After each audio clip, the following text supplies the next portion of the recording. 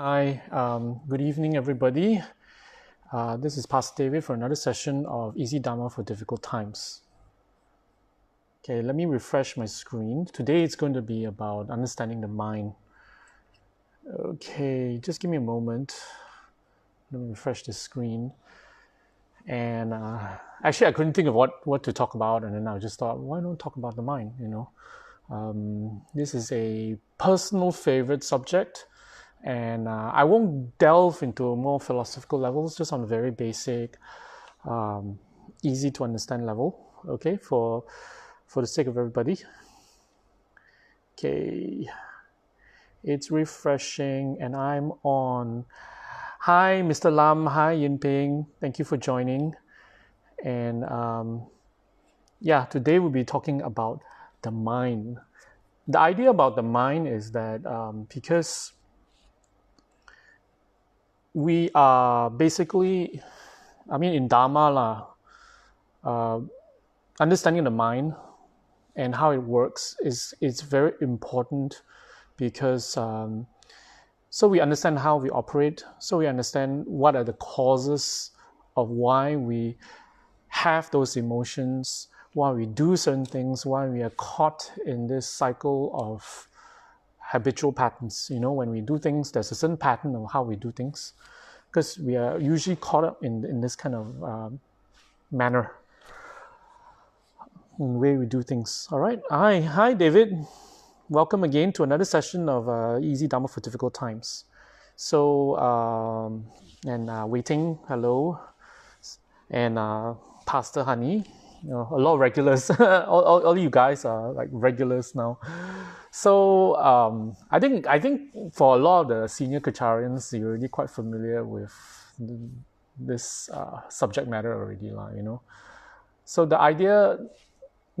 mind.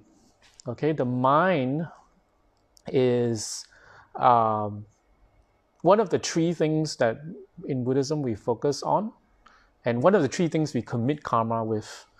Bodily actions, our actions, our physical actions, our speech, and our mind. Ultimately, the mind is the result of everything. In Buddhism, all of our karma actually originates from a thought, and that comes from the mind. So, it is very important to understand how it works. We don't have to delve so much into philosophical and the terminologies and all, but at least we have an understanding of how it works. So generally our minds, the very basic, we have a lot of people come on suddenly. We have Yiling, Jia Sing, hello, welcome, good evening. Dato May, long time no see, hope you're well. Bing Kui and Ann Ong, Cha Ong, thank you for joining. Right. So actually, what's interesting is that this subject matter was my first Dharma book I ever bought. I'm not talking on the free distribution Dharma books my dad used to bring back from the temple, but later on when I got to know Rinpoche, and then it's kind of spurred on for me to learn more about Buddhism. So I remember my very first Dharma book I bought was called Understanding the Mind. It's by Geshe Gyaltsang. And it seemed simple. The cover was simple. It was just a deity, Manjushri. And then it was this thick. And then when I opened it, I was like, oh my God. I closed it. It's very difficult.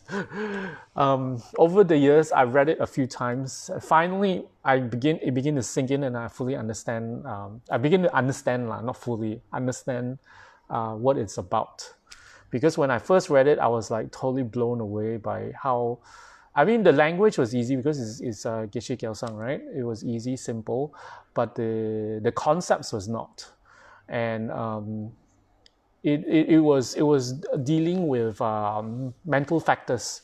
Lyric, there's a genre of teachings in the monastery called lyric that handles how the mind operates, how the mind works. So, that was my first foray into Buddhism. Straight away, I want to understand my mind already. Well, it didn't work. I didn't understand it for until many years later.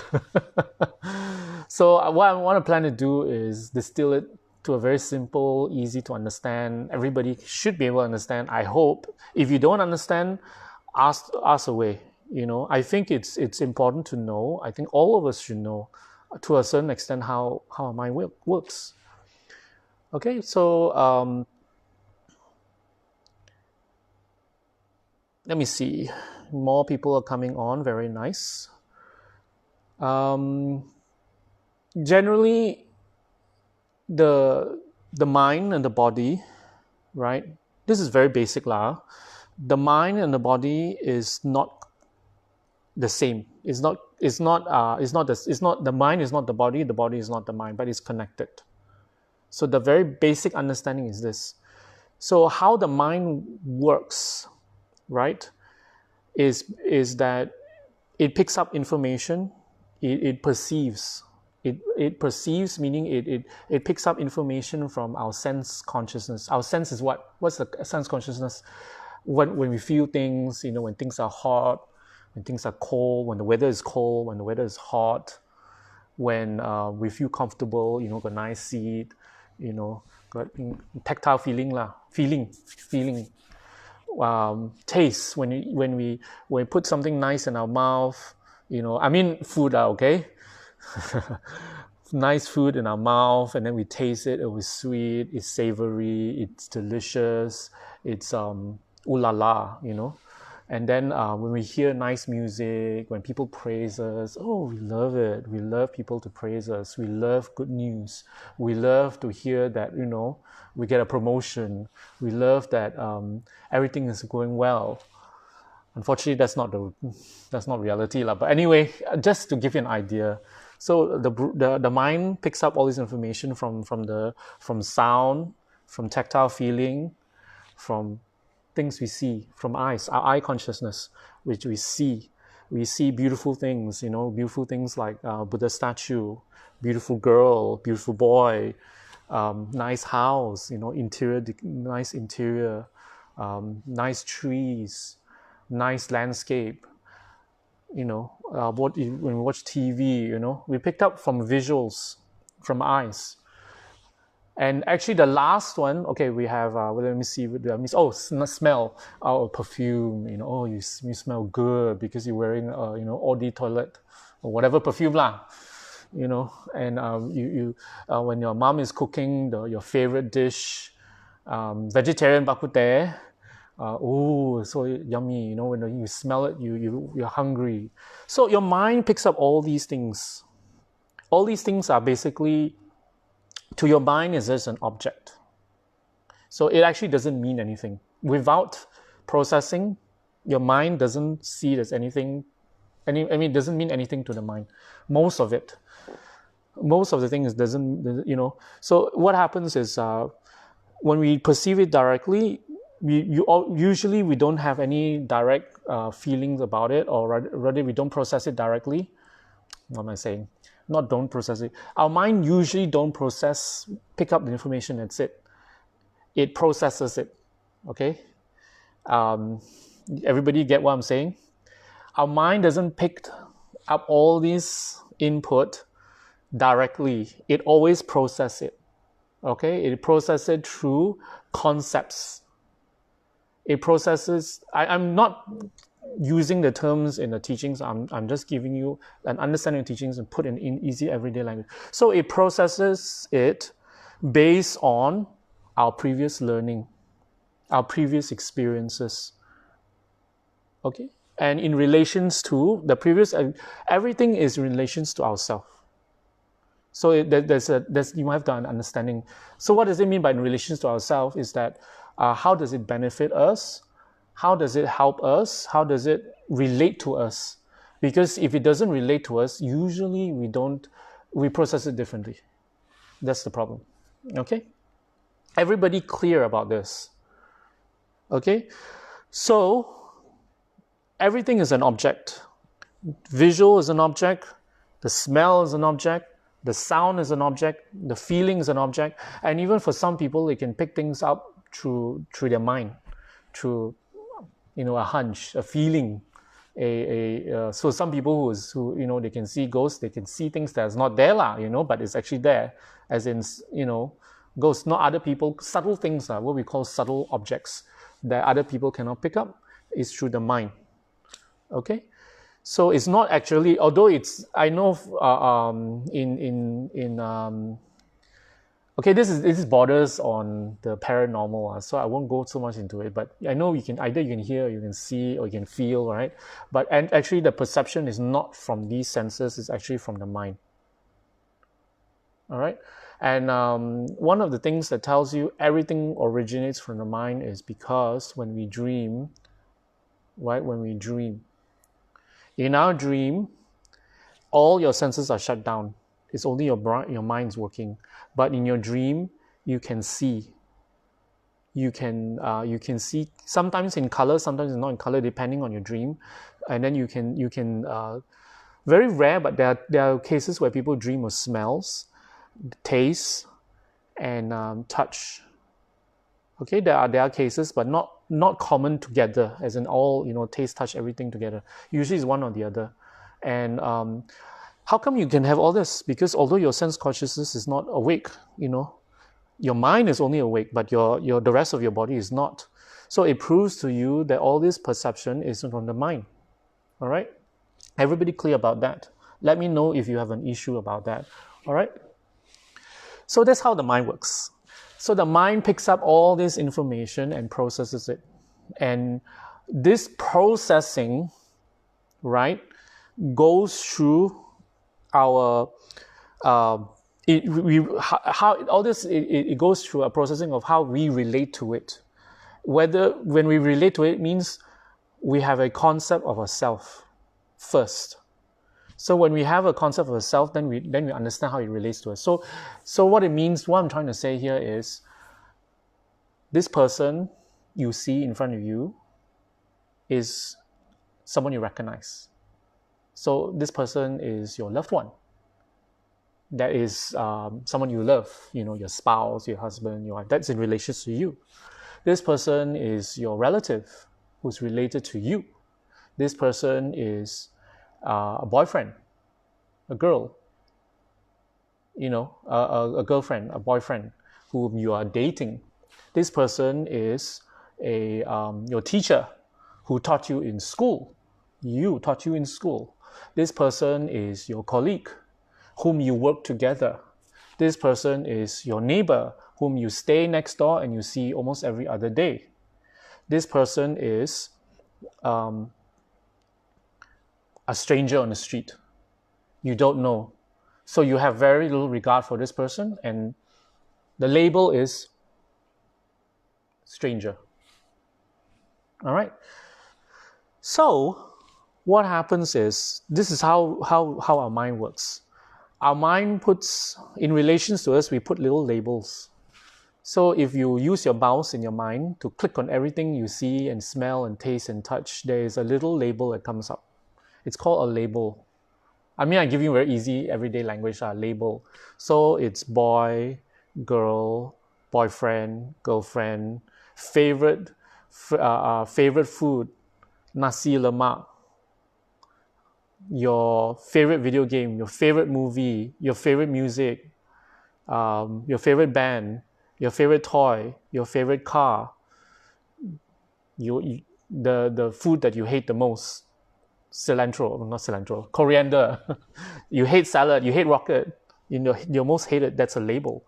All these labels are placed in your mind. It operates based on previous experiences, based on previous how you relate to it in your previous experiences, or someone told you. Sometimes it doesn't have to be you experience it. Sometimes it's someone told you. Sometimes it's not someone told you. It's something that resembles another experience.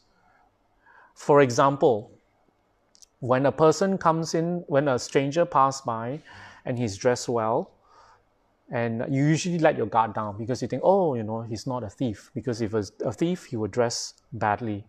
Although you've never seen a person you have not seen a thief before in real life. Let's say you only see it in the movies and they always dress badly. So when you see a person well dressed, automatically you assume this person is not a thief.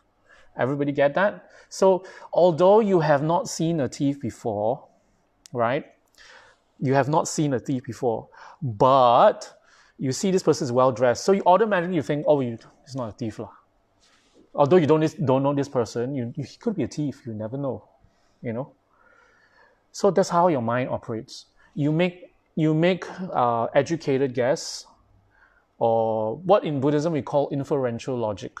Sometimes what we do is when you see there is smoke, you cannot see the fire, but you can. This is the most common example. When you see the smoke, automatically the smoke must come from a source, and that source should be a fire.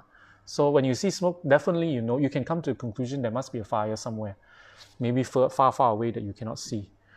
When you see a person who is well dressed, you think, oh, most likely this person is not a thief.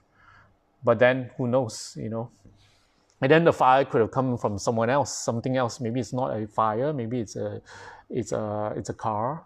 Maybe it's something else that that's not burned. So you don't know. A lot of the times in our lives, we have to come to conclusions. Sometimes we don't have time.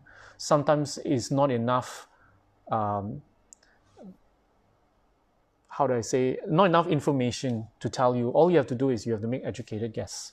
And as adults, I think most of the people viewing this is adults, and then in your work, in your jobs, definitely you have to make all these.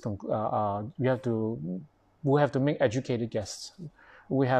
Sometimes we have to conclude things, and the better we are at it is usually the better, the more experience we had before. So unfortunately, a lot of the experiences we had before do not necessarily match whatever experience we're experiencing now. So just because someone who talks loudly, in our previous experiences, this person is very angersome.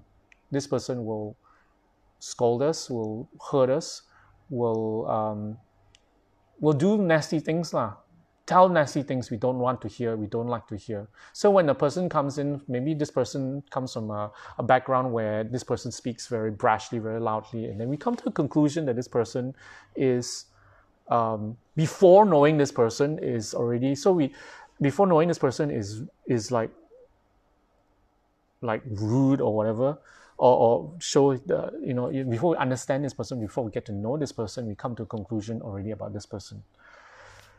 So if you have any questions regarding what I've just spoken, because this is how our mind operates, we put labels on things. Okay, these labels are placed on everything in our lives, everything. And these labels may not be accurate. These labels may not be, some of the labels can expire on you. You know what I mean by expire or not? When the food goes bad, it expires. There's a sell-by date. Some labels can expire because we get older, people change, situations change. So labels can expire. So it's important to know this, and the problem is most of the time we hold on to labels very strongly, and that's why we suffer. And actually, right now, our whole world is turned around. Our labels on everything is turned around for a lot of us in this MCO, and we don't know about what's going to happen in the future. And people are talking about the new now. What's the term? I forgot already. The new normal. Sorry, the new normal. Because we're struggling with it. We're struggling with it because all the labels we had for things, situations, people, and how things operate in the past does not really apply now anymore. So people really struggle, and this is just this is just within right now. This a worldwide phenomena, but actually this phenomena happens to us every single day on a smaller scale. This is something that happened all over the world, and it's because of the COVID-19 virus and all that. But actually, it happens to us on a daily basis. A lot of our labels have to be refreshed, rechanged, and we have to be more aware. The problem about us, there's another problem. Our labels expire, and the other problem is we're not aware. Because when we're not aware, what happens is sometimes we're not aware of situation, how things are different. We're not aware of how people, how our objects can over time change, expire, become old, So I have a feeling that I'm mind-boggling everybody, so everybody's very quiet. I am so sorry. Let's put it this way. What I want to tell you. Originally, I want to tell you to link it to how karma operates, but I think I'll just stick to on this level. Okay, so all of us will experience, this different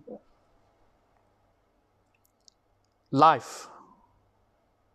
Okay, how are we going to deal with this change of situation? One way we can deal with it is we can perhaps you want to share of how we deal, because in Buddhism the best way to deal with change is to accept. There's two ways to deal with it. One is when things change, right, and it doesn't work out for you, what we try to do is, if we can see, we can improve things. Okay, we can fix something. Let's say something is broken, an object is broken or it's old. We try to fix it. In Europe, there's a huge industry of, I don't know about now, but I think it should happen now as well, where they have huge supermarkets where they fix secondhand things and they sell it.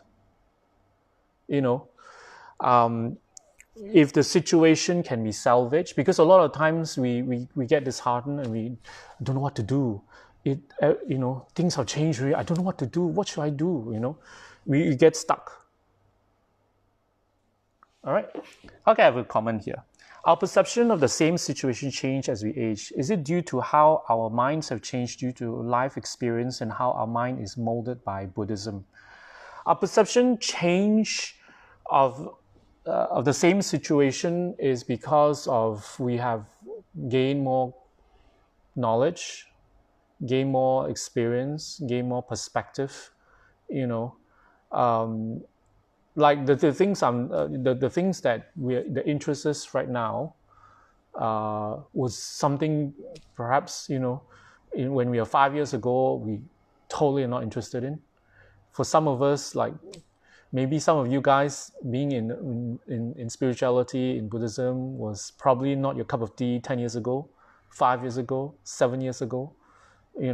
Maybe the friends you're with were probably with you now, that you're friends with now were probably someone you never knew before, or someone you would never think you would hang out with, because maybe they are the different social circle, maybe they are different.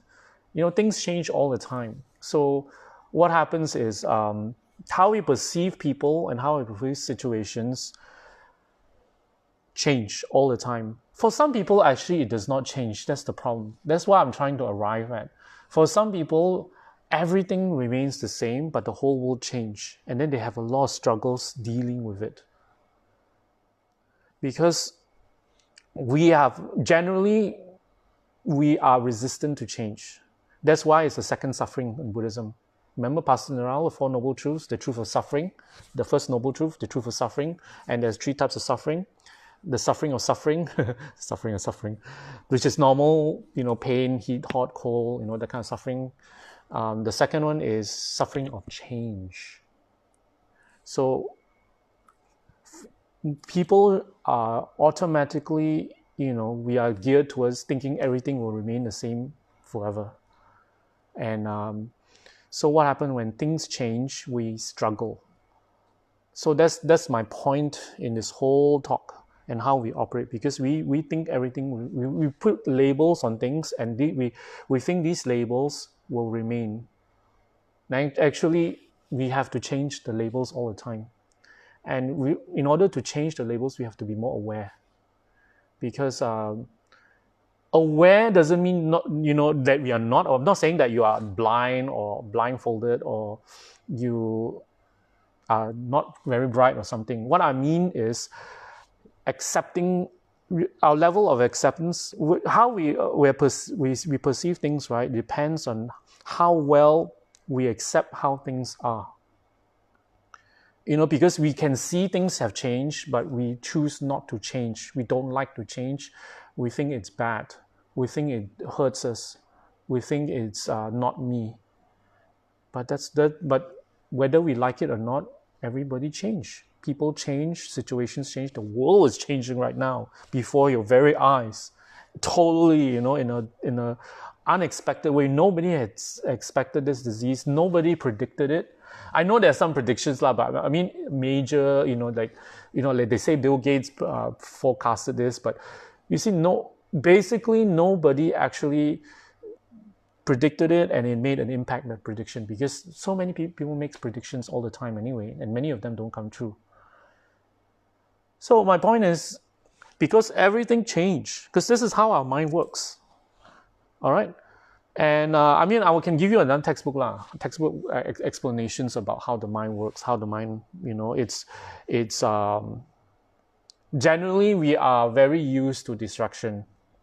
So it jumps from one thing to another all the time. In a day, you know what Pastor Naral asked you guys to do? Putting the good, the bad, negative, positive, and neutral thoughts, right?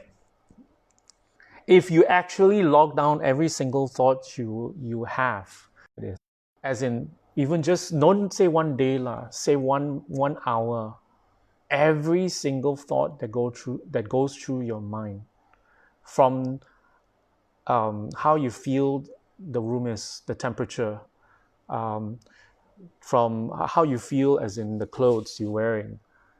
What are you thinking now? Are you thinking of lunch, breakfast tomorrow, your plans for 10 years time, your plans for next week, are you thinking of the project you're working on? Are you thinking about the person who's talking to you? Are you thinking of calling someone? Are you worried about something? There's so many thoughts that go through our mind, and one thought leads to another, leads to another, leads to another. So what's my point? My point is we are very distracted. So it's our mind goes back and forth, back and forth, back and forth, back and forth. So there's so many things going in our mind. What happens is we barely have time to register what happens in real life. That's the problem. When we barely have time to register, that's why we when things change, what happens is it catches us unaware. That's why you always hear, 10 years have passed. Where did the time go? 24 hours have passed. It felt like 5 hours. 10 years have passed. It felt like 1 hour. That's our perception. That's how our mind works. When things are enjoyable, right, it goes very fast. When things are painful, difficult, it's so long. It's so difficult. This probably this 2 months will be the longest period of time we've ever experienced. These 2 months will probably feel for a lot of us like 6 years, 1 year, 2 years. You think about it and you ask people.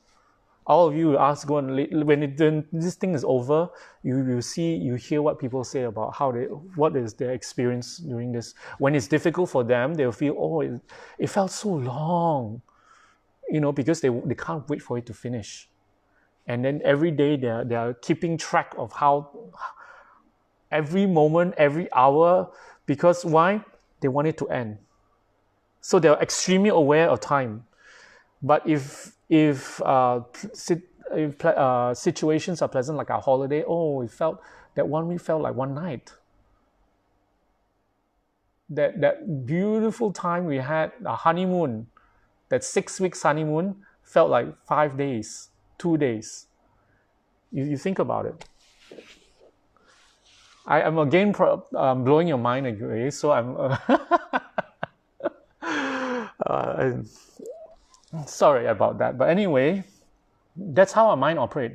I don't know, because this thought came to me to talk about the mind, and I think people should understand about the mind. So how does it relate to karma, right? Maybe you want to tell me how it relates to karma. How as in, what do you think that, you see, we always talk about neutral karma, you know. In Rinpoche's chart, there's neutral karma. That means most of our lives, right, to be honest, most of our lives are neutral. Most of it. I think easily 60, 70, 80%, in fact. Some people, 90% is neutral karma.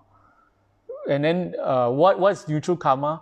Planning what to eat, planning their holidays, planning what to wear, planning their next their shopping spree, what car they're going to drive, planning, the things that we do, as in very ordinary things, shopping, home decorating.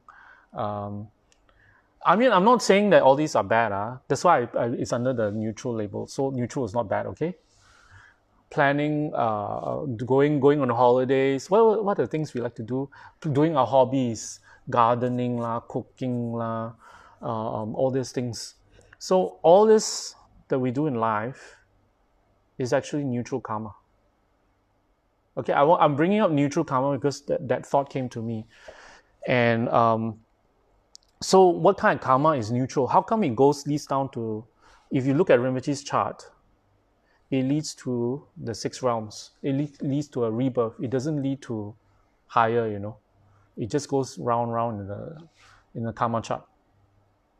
So what does that mean? Can anybody tell me? What does that mean? Why is neutral karma leads you back to rebirth and doesn't lead you higher?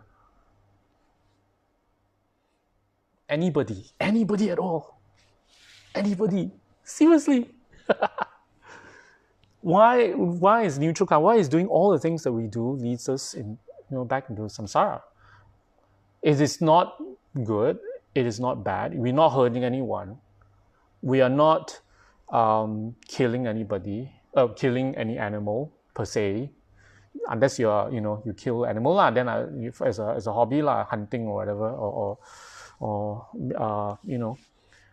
you're a butcher as a livelihood, as a job. Okay, Yiling has this to say: the mind affects karma when our thoughts determine our motivation to any action we make. Actually, yes, that's actually what is said in the text. It's your intent. Okay, so everything from your neutral karma, we don't do things mindlessly. There's no such thing as mindlessly doing things, okay? All of us do something, whether we consciously think about it or we don't consciously think about it, we have an intent all the time. There's no such thing as no intent. We always have, always, okay? So, but our level of intent will determine, whether it's good, negative, or neutral. All right? So Mr. Lam has this question. When we accumulate negative karma, if we think in minds how we want to get back at a person who annoyed us but never translated into action. Okay, if we've thought about it, we're angry. Someone has, let's say at work, someone badmouth you, got you into trouble, and this person has done it many, many times before. We get angry. We want to sabotage this person. We want to spread rumors, but we haven't done that. We're holding ourselves back. So is that good or bad or neutral? If we have not done the full thing, meaning we have not committed the action, we have not rejoiced, then it's just partial, but it's negative karma still. It's not the full force of the negative karma. It is partial only, but it's still negative. It is still negative because we were angry and we want to retaliate, but we just didn't go on to carry out the action. So there is negative karma, especially in the mind involved. It reinforces our anger. It reinforces our reinforce means what? When we get angry, right? Any moment when we get angry about someone or something, it makes us angrier. Any moment, every time we bring out something we don't like and we think about it and we get angry. Actually, each moment, and when we keep thinking, we get angry and angry and because it's reinforcing. Every time we think, we reinforce. Okay, so when we are angry, we reinforce our anger. We reinforce we feel that we've been victimized. We feel that this person, we were thinking about ourselves, our selfishness. We're reinforcing our anger. We reinforce, that we want to take revenge. So it's not good. But because we have not carried out, it is not so bad. Actually, most of us will reach that point one way or another, even especially we're in the Dharma for many, many years. And even if you have meditated like a serious meditator. And the good thing is when we hold ourselves back, so we don't commit the full brunt of the negative karma. And in many cases, it saves us from many, many problems later. So we have some sort of control. That's good, because a lot of times when people have built up the anger to such an extent, sometimes even when they want to hold back, they cannot, because they're just so angry already. So anger has that problem. It makes us lose our mind. Okay, I think I spoke about it before the last time. Yep.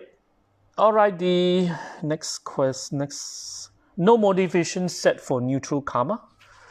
Oh, okay. Yeah, back to, because nobody has answered my question. How come neutral karma leads back to samsara, leads back to negative rebirth and all that? There's actually, to be honest, there's really no such thing as neutral karma. Why? Where does karma originate from? It originates from ourself, our false sense of ourself. Okay? It's me. I'm important. I need to protect me. I need to take care of me. I'm hurt. I am jealous. Me. It's me. It's me. It's always about me, myself, and I. Sounds like 3 persons, but actually it's just one. And this me, which is our view of it, is false, because we think it's solid. We think we need to protect it. We think that we need to do a lot of things to protect, and then also for benefit, for self benefit. All right. So because of this sense of I, we become jealous. We become angry when people tell us things we don't like to hear. We become angry. Actually, the words that we don't like to hear mean nothing. When it does not hurt. Words cannot hurt you. Didn't you hear the saying, sticks and stones may break my bones? Yeah, whatever you say cannot hurt me, or something like that. I forgot the saying, sorry. Hi, Jerry. Hi. And basically, words where we hear, people say things to us, when people criticize us, people spread rumors about us, people say, nasty things about us, you and your family, or whatever it is. Actually, it's just words. It doesn't do anything to you. All right? Maybe, okay, it may affect some people's views about you and all that. But how we react is totally from us. It's not from words. It's our own reaction to it. Always the karma comes from our reaction. And our reaction is always to protect ourselves, to defend, to fight, to cover. Cover means hide. You don't want people to know, because a lot of us have skeletons in our cupboard. Okay, we have a lot of things in our lives and about our personality we don't wish people to know. And then when somebody knows and tells on you, either you get very angry or you get very embarrassed, and then you cover and you hide and you like to say things, like some world leader right now, when they're not doing their job well, what they like to do is they like to point fingers. Oh, this person, this country is doing this. A lot of us. It's not a world leader. It's the issue. It's all of us do that. When people accuse us of something, we immediately say, no, it's that person's fault. No, it's the dog ate my homework. No, it's we have an immediate reaction to blame something and someone else. Everybody is at fault except ourselves. immediate. It's so automatic, it's immediate. Okay, so here is Jacinta. Hi, Jacinta. Neutral karma, oh, there's a lot of flies here today. Neutral karma will eventually become negative due to our habit and our intent, just like sleeping. We want to sleep because we think that we are tired, although we can change our mind frames such as benefiting others. And thus, some can work hard for earning or maybe benefiting others. I remember one auntie which has no family, but she's working to help others. Okay, neutral karma can eventually becomes negative based not so much as because of habit. It is habit, actually, you're right, but it's because when we engage in actions and of a neutral sort. For example, I've mentioned shopping lah, decorating lah, cooking lah. We put in all our effort in eating lah, planning our next meal lah, planning where to go for holiday lah. All this is neutral karma ma. It doesn't harm anybody, it doesn't hurt anybody. It just benefits us, and that's the point. It benefits us. See? It benefits us. It makes us feel good. Not that it's wrong, but it's about us. See? It's about me, making me comfortable, making me happy. It's me. All right? It's all about making me happy. And the good thing about it is you don't necessarily hurt other people. So the karma is not that heavy, but there is karma. Okay? That karma reinforces the I. It's making me happy. It's benefiting me. It's giving me. It's cushioning me. It's making me feel good. It's giving me hope for more good times ahead, like planning a holiday. It does all it does is it reinforces this me. Okay, when it reinforces this me, in the future, this me will do more things. Okay, more things to hurt itself because it's false.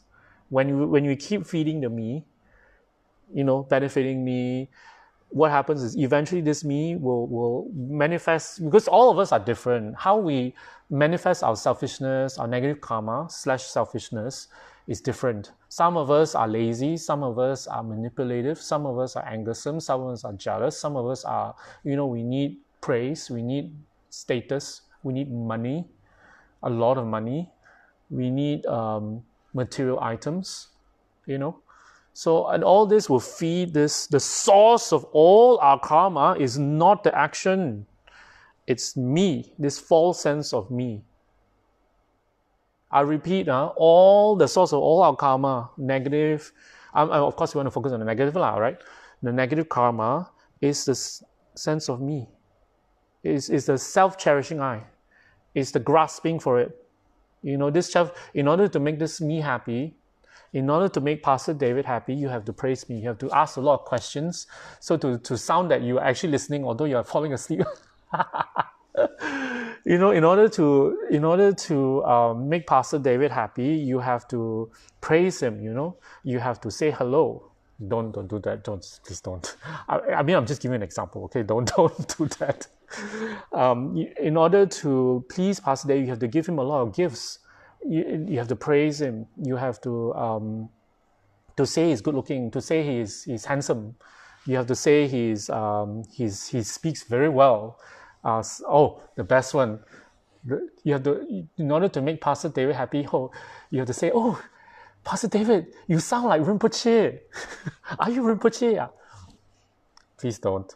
I'm just giving a really, really funny example so you will laugh there.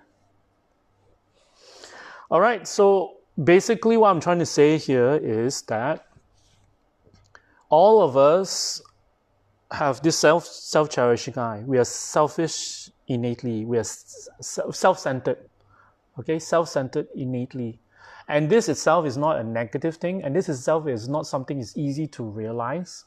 A lot of what we do, we don't realize because we're so used to it. It's not one lifetime, It's multiple lifetimes of being selfish, self-cherishing I, selfish. Even when we do good things for others, it's tinged with selfishness. How does doing good things for others is tinged with selfishness? We expect something from it. When we help, when we raise our kids, we expect the kids to grow in a certain way, to do the things that we want. When we do charity, we expect people to appreciate it, to thank us. When you come to puja, we expect people to speak in a certain way so you feel a calm when you go there. We expect that everybody is saints. We always have expectation of, even when we want to do good things. That's the issue here. So at the bottom of it, and the bottom of it is our sense of how we relate to ourselves is false. So this Pastor David here, is false. This label, Pastor David. This Mr. Lam here is false. This Whitney here, the name Whitney, your name is your self-identification is a reflection of your ego. I'm using your name right now. So I'm not saying you are false, okay? I'm saying how you view yourself and how important you are is false. So you need to this is something I can tell you. You find it mind-boggling, but you need to meditate on. You need to think about it. Why is it false? And then you just have to remember, and you have to contemplate. It's not something I can push this understanding to you, and then you understand already. You have to think about it, because for some of you guys, you have to think, because it's a concept that you have never or seldom think about. So it's very new to a lot of you guys. That being, about putting your self-importance is false. The self-identity is false. Why is it false? You really have to think about it. You have to meditate and think about it. So it's not something I can tell you and then you fully understand. When you have to contemplate. So that's why a lot of you are mind-boggled right now, because you have very seldom, either you haven't collected a lot of enough merits, or you have seldom thought about it. Why being selfish? Because everybody don't like selfish people, but we ourselves are selfish. We ourselves, all the time we're thinking about ourselves and how we feel, how people make us feel, and it's always me. And it's so natural. We don't think about it. We don't think it's wrong. We don't make a big deal of it. There's nothing to it. It's something we do daily. And even after this, you will still continue to do it, because it's something very deeply ingrained. Okay, so it's at the deepest, most level. Okay, let me see what you guys have to say. Okay, hi Whitney. We are not honest with ourselves. Honesty, you are right on certain aspects, but not on the level we're talking about. Usually we're not honest is that of a certain of our negative qualities. Certain things, certain actions, negative actions that we do, right? There's a lot of self-deception. We bluff ourselves. We think that we are doing something good for others. We want to think we are doing good for others, but actually it's not for others, it's for ourselves. So we bluff ourselves by saying it's other people. Okay? So there's a lot of self-deception involved, but it's not the whole thing. This self-identity of our being selfish, the easiest word I think for everybody right now would be being selfish. So easy. So don't take it the wrong way, okay? Being selfish is not so much as self-deception, it's more where we don't fully, we have this wrong view of ourselves. Not so much as not being dishonest with ourselves. Not so much. It's only when we do certain things, certain negative things, right? We tend to, we don't want people to know. We don't want to admit. We want to hide it. And then sometimes to a point where we even try to lie to ourselves, we're doing something good. We try to find something good out of something negative. Actually, it's negative. Okay. Let's go on to the next one. Mr. Lam says, I think if we don't work on the 8 worldly concerns, we'll always be having a mind that is self-cherishing and will cling into me, myself, and I. Very good. Very excellent. Yes, that is one of the core teachings, 8 worldly dharmas, which I think someone else has brought up the other time, which I should bring it up as a teaching, because our whole lives are based on 8 worldly concerns. How comfortable we are, All of us are comfortable. Those watching me right now are definitely comfortable. You're comfortable. That's why you have the room to think about Dharma. Okay, but when things turn around and not so comfortable, and you have to struggle just to practice Dharma, many of you will abandon it. Okay, and then when someone give us gift, then some of us we expect more worldly returns. When we want to do something good, you have to some sort of benefit from it, worldly gain, some gift. For some of us, it's praise. If people talk to you nicely, we only want to hear nice words. We only want when people raise their voice a little bit, although it is to help you or to help someone else. Sometimes the raised voice is not towards you, somewhere else. Even like that, also we can get offended. Some of us, or we can think things the wrong way. We think, oh, Kechara, or like that one, for example. These are the 8 worldly concerns. I mean, there's more, but this in general. And it is excellent, which it's a good topic I should bring up one of these days. And there are many ways to attack the self-cherishing I, right? One of the ways is to develop compassion. Okay? In order to develop compassion, before we develop compassion, we need to equalize everybody, because we view everybody differently. Some people we like more than others. Some people depending on our level, some people we like more than others. Some people we have no regard for at all. So we need to equalize all of them. And in order to do that, we need to focus and contemplate. And also we need to lessen our negative qualities. Actually, the first step should be our negative qualities. For example, some of us have a lot of anger, some of us have a lot of jealousy, some of us have a lot of laziness, some of us have maybe not very bright, maybe some of us have arrogance. Some of us are very arrogant. What's the problem of people who are arrogant? People who are very, very arrogant, people who made it in life. Some of them have made it in life, some people have not. Many of the arrogant people have not made it in life. Sometimes it's a defense mechanism, because they have not made it in life, so they develop this arrogance to make sure that people view them highly.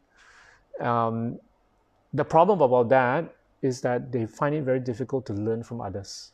They find it very difficult to learn from experience, because they feel that their experience is more important than your experience. Because they don't view you as highly enough. They're equal. Everybody is below them. When everybody is below you, for example, if the whole world is a stranger on the street, or a sweeper on a road sweeper, then we won't see anybody. When we look at people lowly, we usually don't look at the people whom we have no regard, we don't have much regard for. We almost don't see them, So when this person is trying to convey something to us, we don't even hear it. Haven't you seen some there's some many the scenarios on TV, the very rich people, right?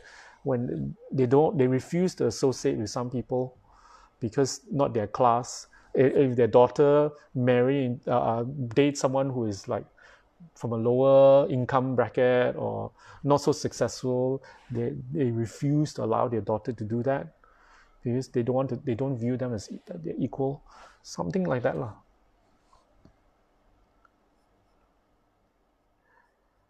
Okay, I kind of digress, and there's a lot of comments already suddenly.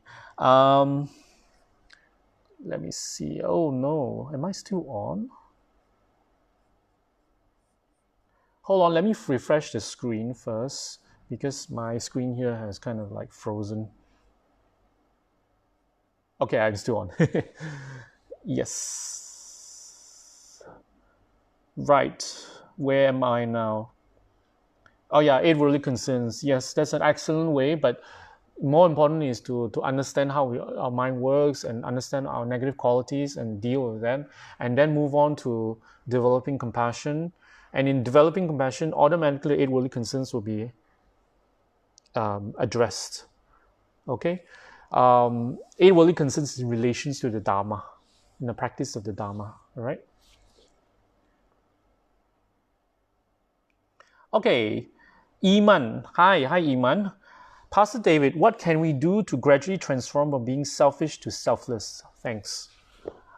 Actually, I just covered it. In order to, before we address, usually the order is like this. Before we develop great compassion, which is selflessness, as you say, right? Selflessness as like a Rinpoche. You know, his every action is selfless. We won't be able to reach that level immediately. We can from small steps. Step 1, step 2, step 3. So the beginning step is we address our issues first. Whatever negative emotional issues do we have? That's why the Dharma has many tools, teachings, and it's called mind training. And in the mind training teachings, it helps you to develop many qualities to address our negative qualities, beginning with, for example, there's a whole set of teachings which I also was thinking to speak about. I don't know why these things never came to my mind. Wheel of sharp weapons. Everybody should take a look at it. Rinpoche has given a teaching, excellent, wonderful teaching, in fact a few, on the wheel of sharp weapons, right? And it's a beautiful poem, composed by the Indian master called Dhamma Rakshita, which is Atisha's guru. He's Indonesian, apparently. And he passed this lineage to Atisha, and Atisha passed it to Tibet, and it became immortalized as in these teachings called the Wheel of Sharp Weapons. And this teaching addresses karma. It addresses how our mind works. It addresses different types of mental dispositions and what's the result. If you are experiencing sickness, it is because in the past you have harmed others physically, blah blah blah. It's stuff like that, So it's really good, very easy to relate, not difficult, not very profound. But if you read the commentary, it gives you a better understanding. So it is a recommended teaching to go through to understand it's a mind training teaching, okay, to understand how our mind works and our habits and all that. All right. And then from when you kind of deal with our emotional issues already, then we're kind of like a clean slate. And then what happens is then we have to look, because right now we have different labels for people. We have friends, loved ones, people we attach. People, how we know we are attached to someone, it's that we want to spend time with them. We like to be with them. We want to be with them. We don't want to leave them. We are not happy when they leave. So these are people we attach to. All right. Then we have the second group is people we cannot stand to be with. And incidentally, sometimes these people we cannot stand to be with could sometimes be our loved ones, sometimes our mother, our father, our relatives, our colleague, our boss, our neighbor, it could be. Or, it could be, someone whom you just met, a salesman trying to sell you something. You cannot wait to leave them. So you want to, I'll go away. That's the second group. The third group is a stranger. You have no regard, which is what kind of stranger? People on the street, people who pass by your house when you walk down the street. Sometimes we walk down and we see the same stranger over and over again. Many times we don't even notice. For example, let's say we take a bus to work, every day when we take the bus, we see this lady with a kid. And we see every single day, but we never say hello, we never get to know, we don't know who they are, we don't care. We have no regard. So basically, it's not someone you really want to be with, nor is someone you don't want to, So it's this three types of person. And there's a certain meditation that we do to equalize all of them. So when we equalize, then we are really a clean slate. Then we can develop compassion for all sentient beings. Understand? There's a process one. I'm just simplifying for you guys. There's actually much more steps to it, but these are the basic steps. in developing real compassion. So when you have real compassion, you cannot have more compassion for loved ones than an enemy or a stranger. You cannot have more compassion for your mother and father than a stranger. So in order to develop real compassion, the type that Rinpoche has, he doesn't have more compassion for, he has, it's equal, and everybody is equal in his eyes. So that's the level. In order to be a Buddha, you have to have that. All right? Oh, God, a lot of flies flying around me. Okay. Where am I now? Hello, Pastor David. Hello, ILC. Hello, J.W. Liu. Sometimes it's also karma and obstacles that create a cause for practices to be difficult. For practices to be difficult, that's a bit random. Okay, maybe I'll read the next one. What you say? Would you say people are defensive are caused by insecurity? People are defensive. It's very broad. It's hard to say, hard to define just like that. It depends on the person. It depends who it is to you. There's a lot of variables, so I can't say per se of why people are defensive. Usually people are defensive because they don't want to be wrong. Some people are phobic, they're very scared to be wrong. Perhaps they are really scared because, they've been scolded many times before, so they're afraid to be wrong, so they are, defensive. So they have a lot of excuses and just to not be wrong. And then some people are attached to being right, so they can never be wrong. Yeah, there are people like that. I know someone like that. I know people like that. Not someone. I know people like they can never be wrong. You cannot say they are wrong, because when you say they are wrong or go towards that direction, right, their mind short circuit. Meaning they have a lot of, they can come up with a lot of excuses out of a sudden very quick, and then and then it doesn't really hold water, but you don't it's something so small, so it doesn't make a difference lah. So what happened is, when people are defensive, it could be many things. It could be they've been hurt, or it could be they're attached to being right. This is my experience lah. Okay. And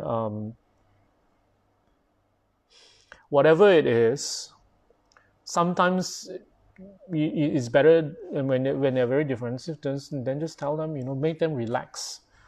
Sometimes I just, when they're very defensive, there are a lot of excuses. I say, relax, it's just a question. It's just, I'm just trying to find out. I'm just, concerned. When you relax them, then they'll be less, defensive. Right? There are many ways to deal with it, but that's depending on the person lah.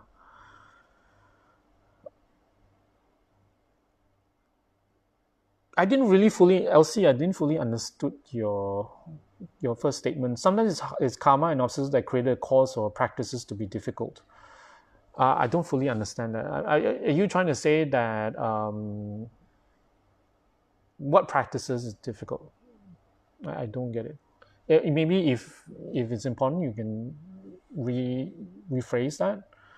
Anyway, got someone say it's superstar. Thank you, Prince Emmanuel. And then Mr. Lam says, Rinpoche had a YouTube teaching on wheel sharp weapons. Love that video. Yes, I just watched it the other day. I was so, I really like wheel sharp weapons, and actually I should be reading it again. In one of the old teachings, I don't know whether you guys are familiar with Rinpoche's older teachings. Rinpoche had said that, he tried to get me to memorize it before.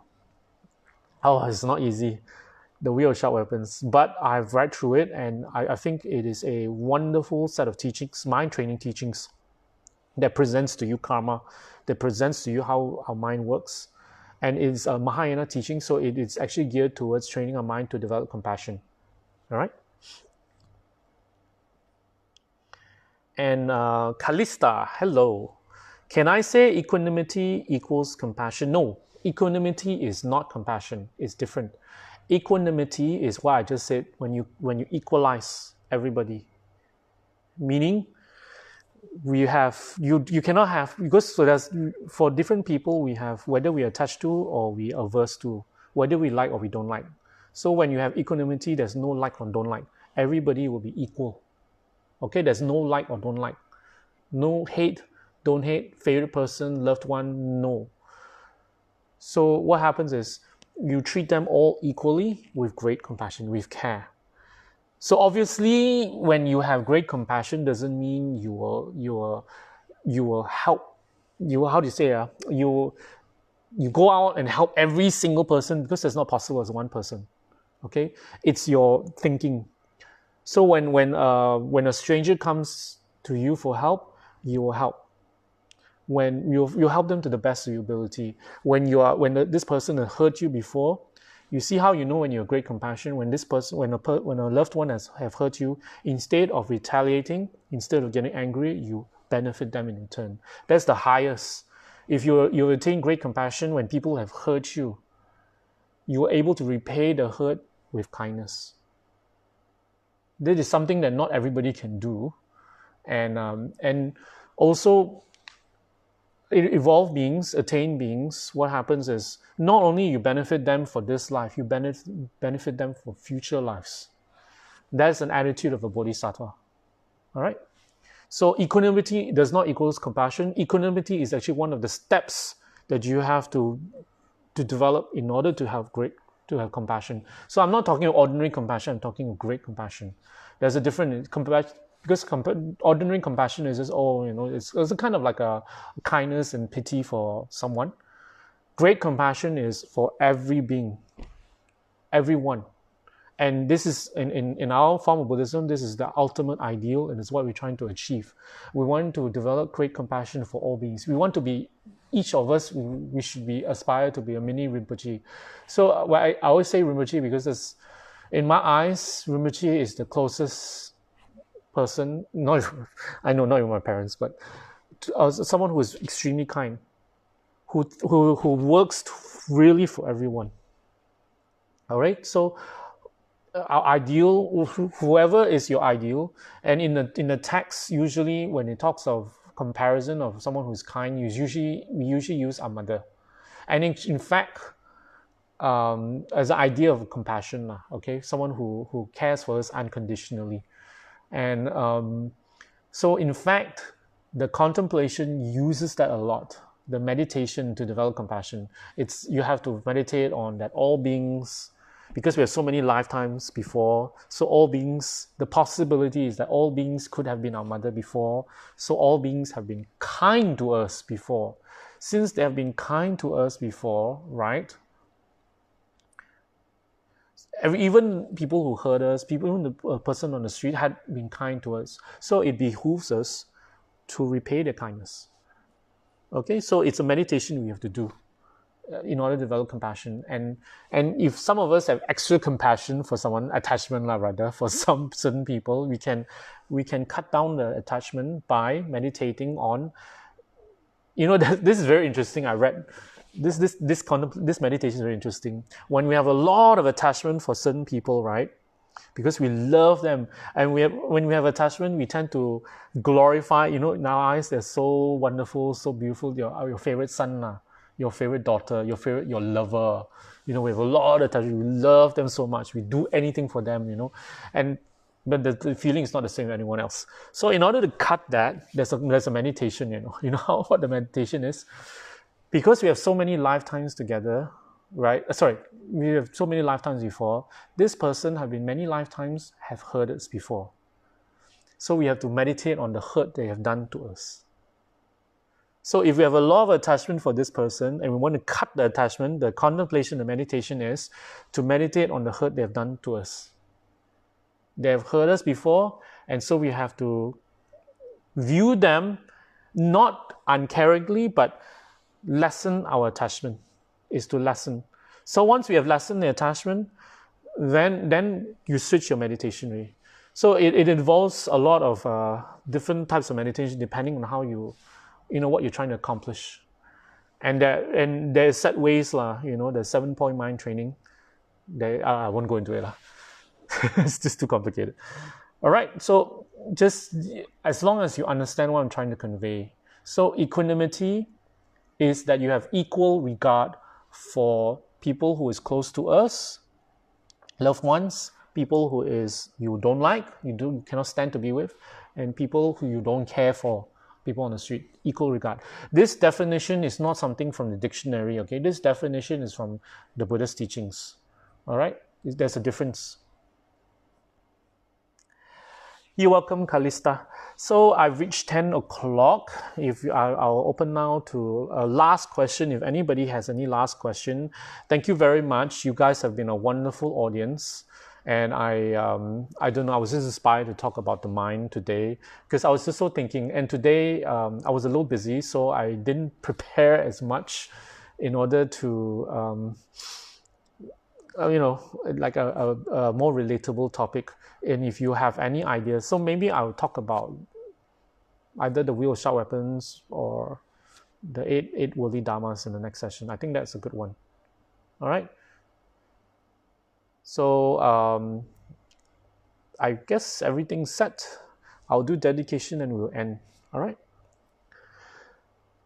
Chanchu Sencho Rinpoche, Make Panang Gyushe, Keba Yama Mepayang, Gone Godo Pewasho, Tony Tonga Rinpoche, Make Panang Gyushe, Keba Yama Mepayang, Gone Godo Pewasho, Dazo Genis Abagewadi, Tanandro, Gonla Campana, Jebo Jozo Lozon Drapa, Tamping Borindo Sa, Che, Sho, Kewa Kunto Yana Lamadan, Dremi Jogi Pala Long Choche, Sada Longi on Tenrachuni, Doji Changi Kopang Yotosho, Gewadi, Yotoda, Lama Sangi Juni, Chua Chika Malupa, De Salago Basho. Chujabo Songaba, Josunama Pewala, Geki Shamachi Wadan, to the Malushacho, Dada Shengi Dusundan, Jewish Letene, Gawa Lawson Drapa, Tampering Vagu, any Modella Santella, Nemeko intellection, yes, and Tatu Delapa, Contrason Jingulo, Contrason Motoso, Contrason Chashi Show, Jasun Lama Kusoraptunchi, Namka Chuniju Kekipada, Lawson Tambi Drumin Samsungi, Drumunsu Tatu Negu, Gangri Rawe, Kowa Shingam, Penendewa Malukio in a Chenresic 1000 Casoi, Sharpie City Badu Den Gushi, Hong Tobing Malupa, Dene Dala Saruso, Kodan Temple Ochonam, Keba Susi Shukten. So thank you and good night. Tomorrow will be Pastor Nora's session. I think he's going to talk of the last one was hell, should be about spirits or animal, one of them. All right. See you. Good night.